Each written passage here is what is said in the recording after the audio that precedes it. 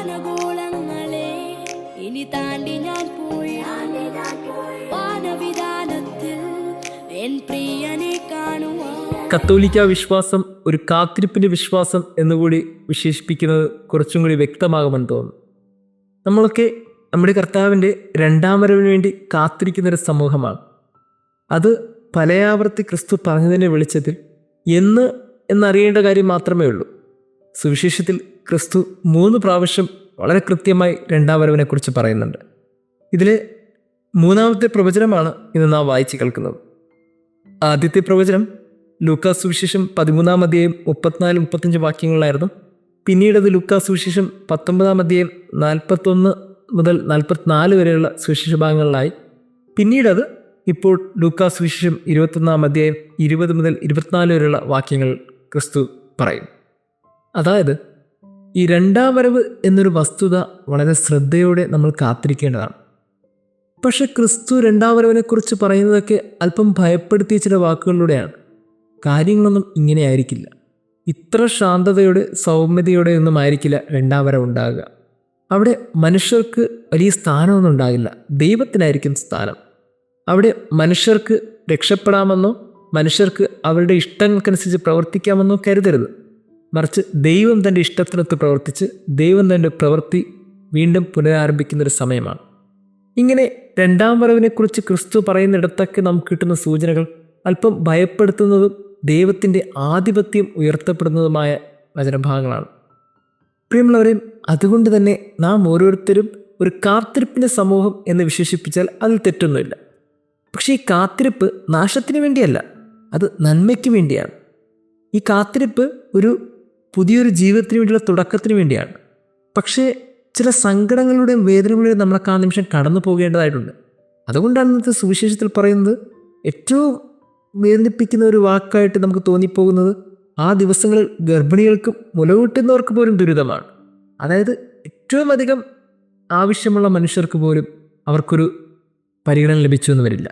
ഇങ്ങനെ പരിഗണന ലഭിക്കേണ്ട മനുഷ്യർ പോലും പരിഗണന ലഭിക്കാതെ എല്ലാവരും തുല്യമായി നിൽക്കപ്പെടുമെന്ന് ക്രിസ്തു ഓർമ്മിപ്പിക്കുന്നൊരു വാക്കാണ്. ഈ പരിഗണനയും കുറച്ചും കൂടി അനുകമ്പയൊന്നുമല്ല അവിടെ നിൽക്കുന്നത്. കുറച്ചും കൂടി ഒരുക്കമുള്ള മനുഷ്യരേക്ക് മറ്റൊരു ജീവിതത്തിലേക്ക് പ്രവേശിക്കാനും ഒരുക്കമില്ലാതെ നിൽക്കുന്ന മനുഷ്യരൊക്കെ വീണ്ടും വേറൊരു ജീവിതത്തിലേക്ക് പോകാനുള്ള സാഹചര്യമാണ്. ഇത് എന്നെന്നോ എപ്പോഴെന്നോ ഒന്നും നമുക്കറിയില്ല. പക്ഷേ വി ആർ വെയിറ്റിംഗ്, അത്രയേ ഉള്ളൂ. We are waiting. പ്രിയമുള്ളവരെ, നമ്മളൊക്കെ ഒരു കാത്തിരിപ്പിൻ്റെ സമൂഹമാണ്. അതുകൊണ്ട് തന്നെ എന്നെന്നോ എപ്പോഴെന്നോ അറിയാത്ത ക്രിസ്തുവിൻ്റെ രണ്ടാം വരവിന് വേണ്ടി നമ്മൾ ഒരുക്കത്തോടെ കാത്തിരിക്കണം. ക്രിസ്തു 3 പ്രാവശ്യം സുവിശേഷത്തിൽ എവിടെയൊക്കെ സംസാരിച്ചിട്ടുണ്ടോ അതൊക്കെ വളരെ പ്രധാനപ്പെട്ട കാര്യങ്ങളാണ്.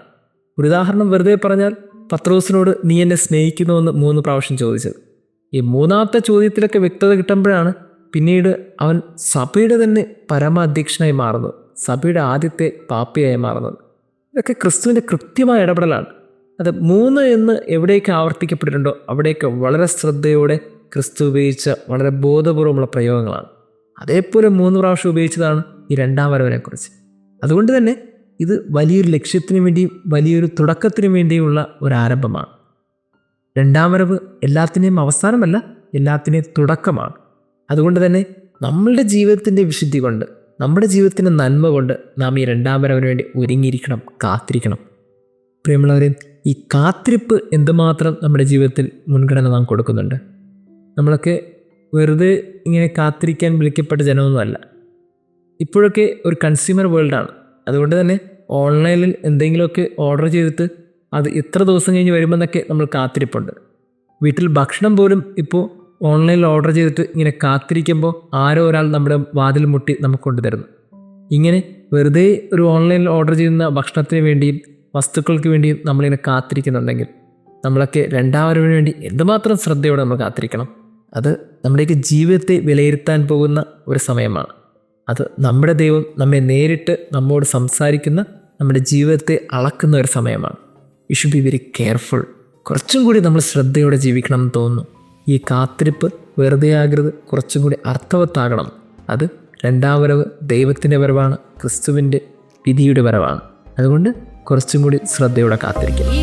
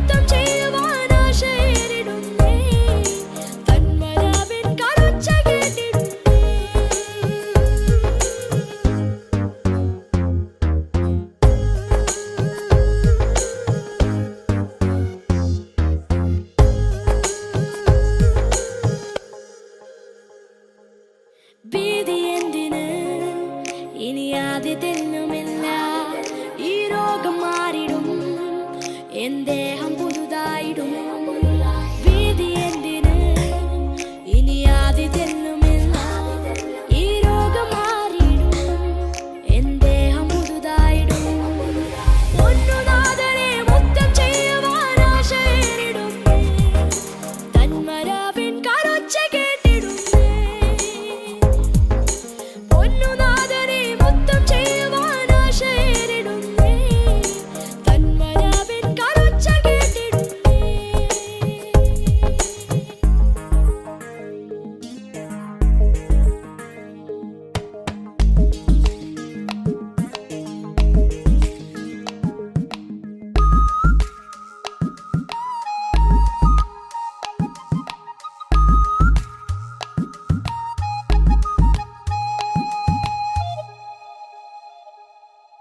വാനഗോളങ്ങളെ ഇനി താണ്ടി ഞാൻ പോയി.